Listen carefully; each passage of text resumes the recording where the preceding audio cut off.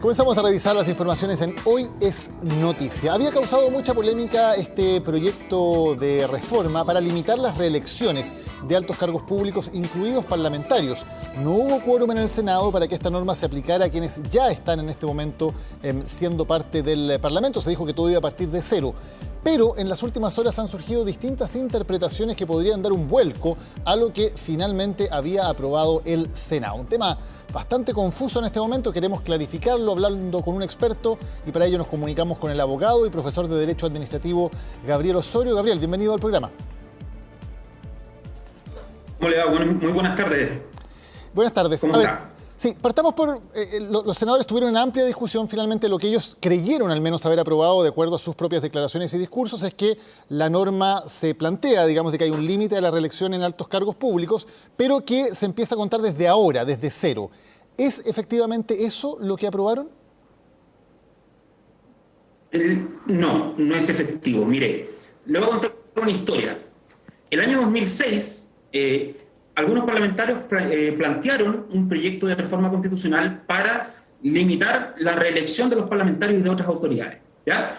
Ese proyecto, recién en el año 2012, fue aprobado en primer trámite constitucional y en ese primer trámite constitucional se estableció específicamente en un artículo transitorio que se reputaba que todas las autoridades que en ese momento se encontraban ejerciendo sus funciones estaban ejerciendo su primer periodo. Es decir, se entendía que la norma corría desde el momento de la reforma constitucional hacia adelante, no afectando los periodos que los parlamentarios, los alcaldes, los concejales habían ocupado anteriormente.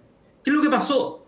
En segundo trámite constitucional, esta norma fue absolutamente cambiada por la Comisión de Constitución del Senado y se estableció simplemente una norma que permitía a los actuales alcaldes y actuales concejales en ejercicio a poder postular por una sola vez más. Nunca apareció en ese artículo transitorio la posibilidad o una presunción de derecho que estableciera que los actuales diputados y senadores estaban en su, comillas, primer periodo.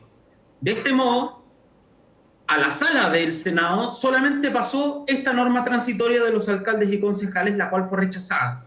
Después fue rechazada la norma que había propuesto la Cámara de Diputados en el año 2012, que le conté, donde se establecía específicamente esta presunción de que todos estaban en su primer periodo y por tanto se quedó sin norma. ¿Cuál es el efecto? Solamente quedaron las normas permanentes de la Constitución que establece que parlamentarios, alcaldes y concejales solamente van a poder postular a un número determinado de reelecciones sucesivas. Y la norma general en materia de derecho público es que estas normas rigen in actum. ¿Qué quiere decir in actum?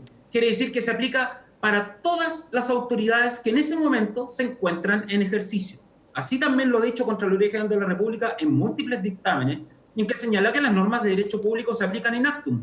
¿Cuándo no se aplican in actum? Solo cuando específicamente el legislador ha establecido una excepción de manera clara en que no se aplica una norma a una determinada autoridad o su aplicación en el tiempo es diferida. En este caso, no se encuentra.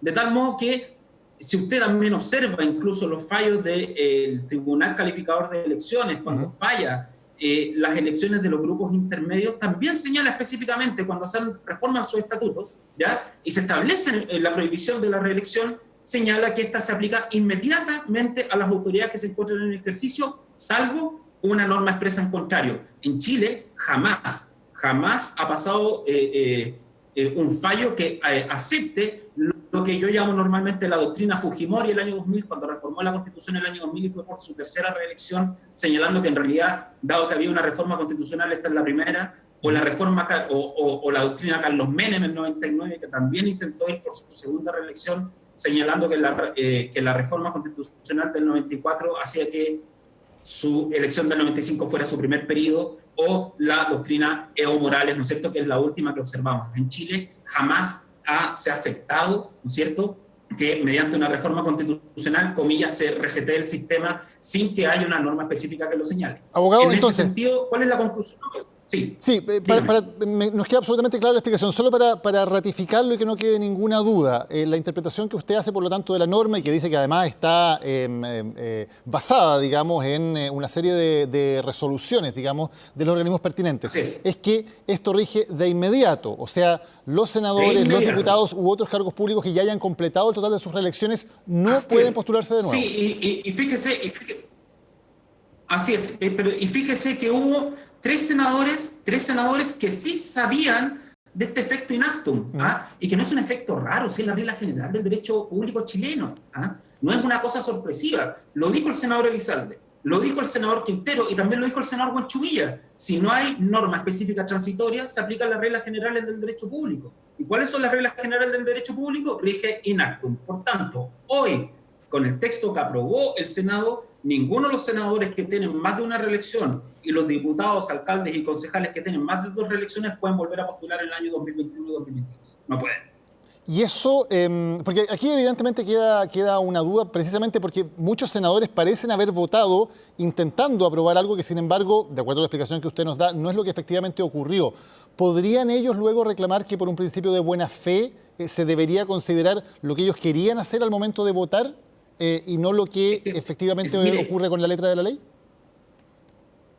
Mire, normalmente cuando el sentido de la ley no es claro, como dice el Código de Bello, uno acude a su espíritu o a la historia de su establecimiento. Pero aquí la historia, la letra de la ley es muy clara. Pero ¿sabe qué? No es solo eso.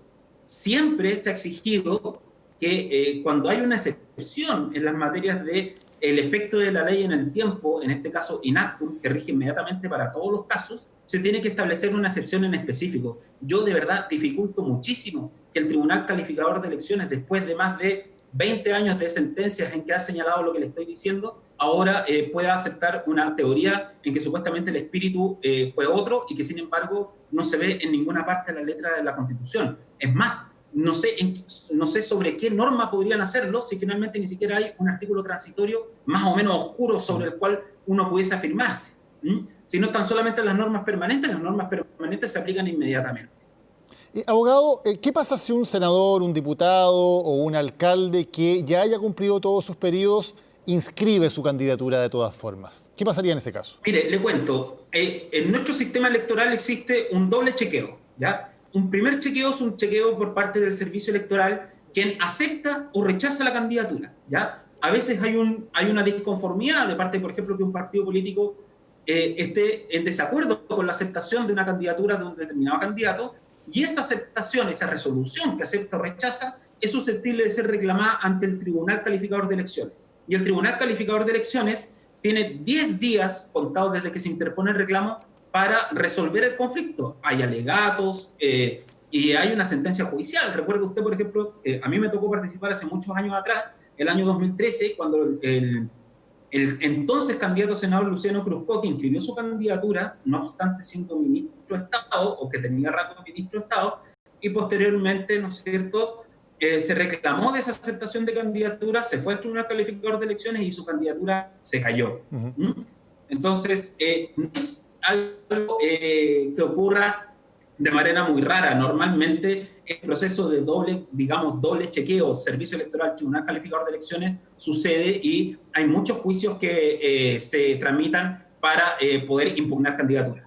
Aquí, abogado, durante toda la tramitación de este proyecto se ocupó mucho el término retroactividad y había una discusión sobre si realmente lo que se estaba haciendo cuando se pretendía, digamos, que esta norma rigiera efectivamente para los parlamentarios que ya están en ejercicio, era retroactividad o no. Algunos decían que eso era retroactividad y por lo tanto tenía que haber una norma expresa que lo autorizara. ¿Es realmente hacer la ley retroactiva lo que se ha aprobado en el Congreso?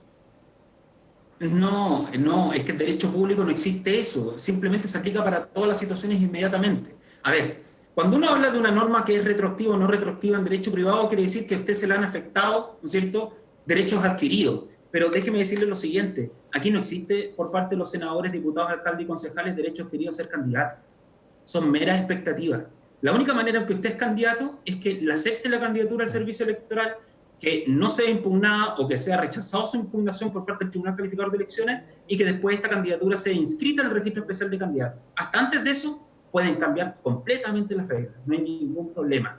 Lo que quiero decir es, que esto de la retroactividad era un debate un poco artificial, porque finalmente en la Cámara de Diputados, como yo le dije, entre el año 2006 hasta el 2012, que duró el primer trámite constitucional, ellos entendieron perfectamente cómo rigen las normas en materia de derecho administrativo y en materia de derecho constitucional.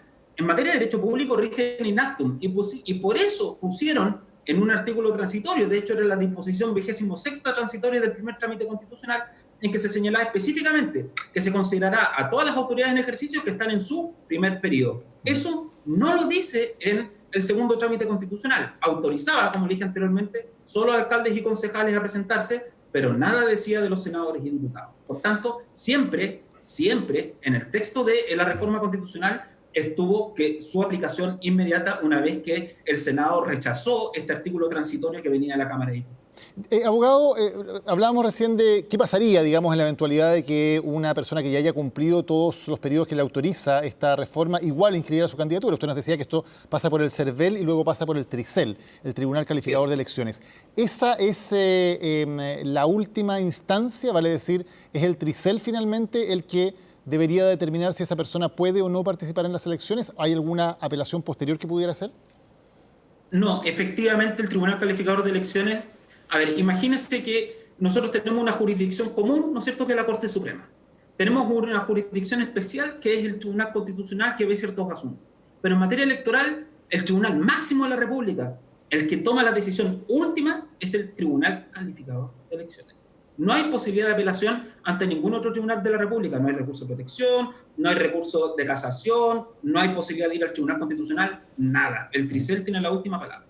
Perfecto. Ahora, abogado, esta reforma todavía no está lista, digamos, porque hubo discrepancia y por lo tanto tiene que pasar un tercer trámite de todas maneras. Los parlamentarios, por lo tanto, eventualmente podrían todavía cambiarla para que no rigiera. ¿Qué tendrían que hacer los parlamentarios si quisieran volver a lo que aparentemente querían aprobar, que era que se limitara la reelección, pero que esto se contara desde cero, se contara como que ahora están en su primer periodo? Sí, mire, es muy sencillo. Los parlamentarios lo que tienen que hacer es rechazar las modificaciones propuestas por el Senado. Si los parlamentarios rechazan las modificaciones propuestas por el Senado, pasa a un trámite que se llama comisión mixta, ¿no es cierto?, compuesta por igual número de diputados y senadores, que deben resolver las divergencias. Y mire, y para que produzca el efecto querido, ¿no es cierto?, al parecer por algunos diputados y senadores, al menos algunos senadores en sus intervenciones, tienen que colocarlo específicamente. Tienen que decir, mire, para todos los efectos, aquellos que actualmente nos encontramos en ejercicio, este es nuestro primer periodo o nuestro segundo periodo, no sé cómo lo harán, pero tienen que colocarlo específicamente. No hay otra forma, ¿no es cierto?, de evitar el efecto in actum que tienen las normas de derecho.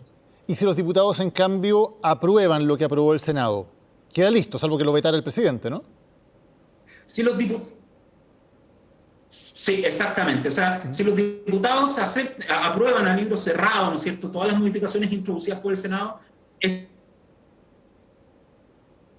han estado de ser promulgados, el presidente puede ejercer el llamado veto, ¿no es cierto?, del artículo, me parece, 73 de la Constitución, y en caso de que no lo ejerza, el presidente se encuentra obligado a promulgar y se les aplica a todos, diputados, senadores, alcaldes y concejales, a todos. Perfecto. Abogado Gabriel Osorio, muchísimas gracias. Muy ilustrativo lo que nos acaba de contar y que sin duda va a tener muchos efectos políticos por lo que sucede con esto, en que aparentemente parte importante de los senadores han aprobado, al parecer, algo distinto a lo que querían aprobar y que tiene consecuencias directas sobre sus carreras políticas. Muchas gracias por habernos acompañado hoy.